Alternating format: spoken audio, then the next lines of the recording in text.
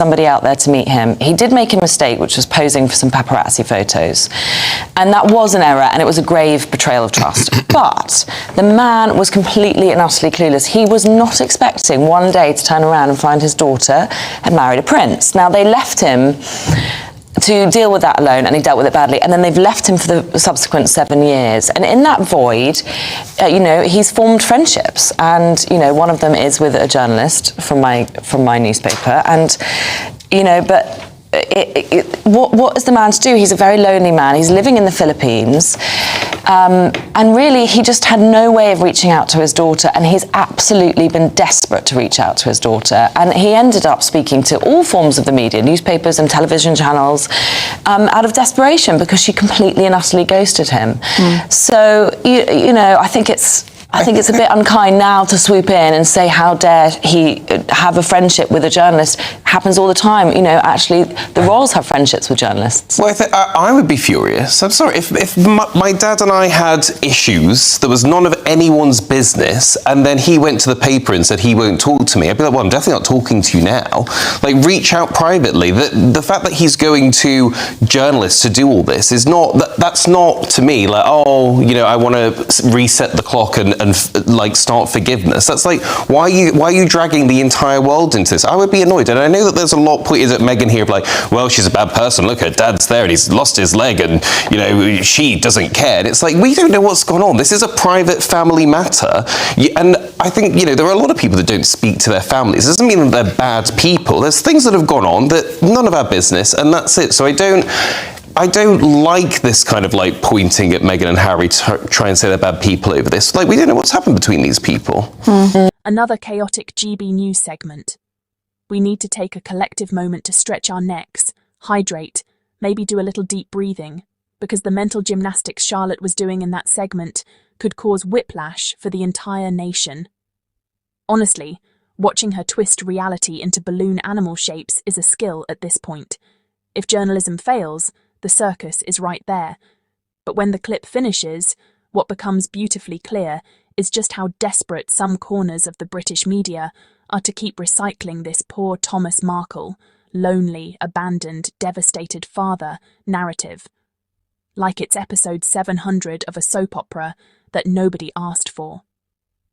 They've been running this storyline for years, sprinkling fake tears, dramatic violins, and a rotating cast of commentators pretending to care. And today? Charlotte Griffiths took centre stage, delivering a performance so over the top, I honestly thought we'd get an intermission. She leaned fully into the tragic father archetype, not because it makes sense, not because it reflects reality, but because it fits the tabloid fantasy they've been selling since 2018. But then here comes Oakley, strolling into the conversation like the one sane character in a chaotic family reunion, politely hitting the brakes on the nonsense. And suddenly Charlotte's whole fairy tale starts collapsing like a souffle in a thunderstorm. Lewis didn't shout. He didn't dramatize. He simply said what every rational adult has been thinking for years. If you have an issue with your child, you don't run to the press to announce it like you're launching a PR campaign. You text them, you call them, you communicate privately. Radical concept, I know.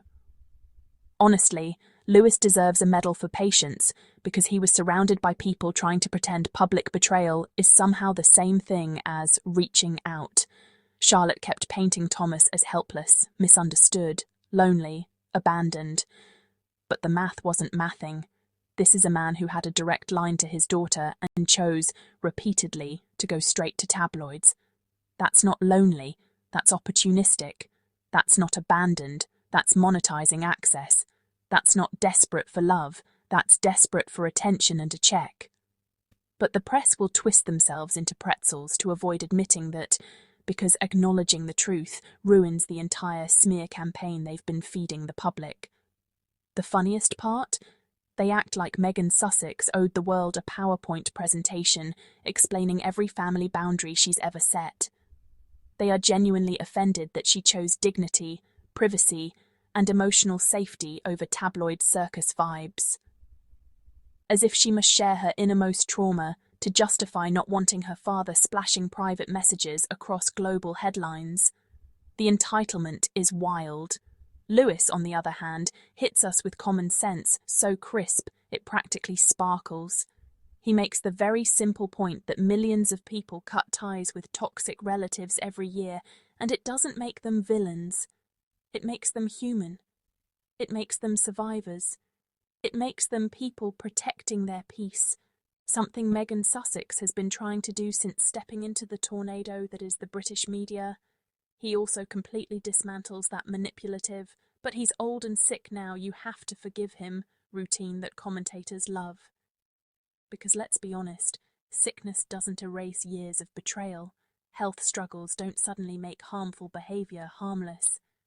And pain does not automatically entitle someone to access to you, especially when that access has repeatedly harmed you. But Charlotte wants to skip right past that inconvenient truth and instead spin us a tale where the father is the victim and the daughter is the villain. It's the same tired formula. Meghan Sussex makes a boundary, the media pretends it's cruelty. She is silent and they scream, "Why isn't she talking?" She speaks up and they yell, "Why isn't she quiet?" No matter what she does, they've already decided the role she must play, and that's why Lewis's intervention was so refreshing. It felt like that one moment in a chaotic group chat where someone finally says, "Guys, let's be serious for 5 seconds." And everyone suddenly looks embarrassed because, yeah, the whole conversation has been ridiculous. What Lewis did was remind the audience, and Charlotte, that we are outsiders, strangers, observers. We do not know the private conversations, the personal wounds, the real history between Meghan Sussex and her father. And unless we're flies on the wall of their past, we have no right to pretend we understand their dynamic better than they do. Charlotte tried to villainize Meghan, but Lewis gently returned the spotlight to the truth. Thomas Markle didn't behave like a man wanting reconciliation. He behaved like a man wanting coverage. Imagine betraying your child publicly, repeatedly, and then demanding sympathy because they won't treat you like a safe space. It's delusional.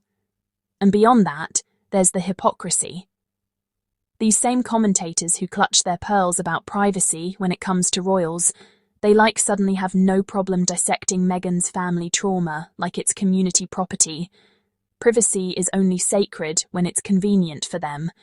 That's why they freak out when Meghan uses it, because it means they can't control the narrative.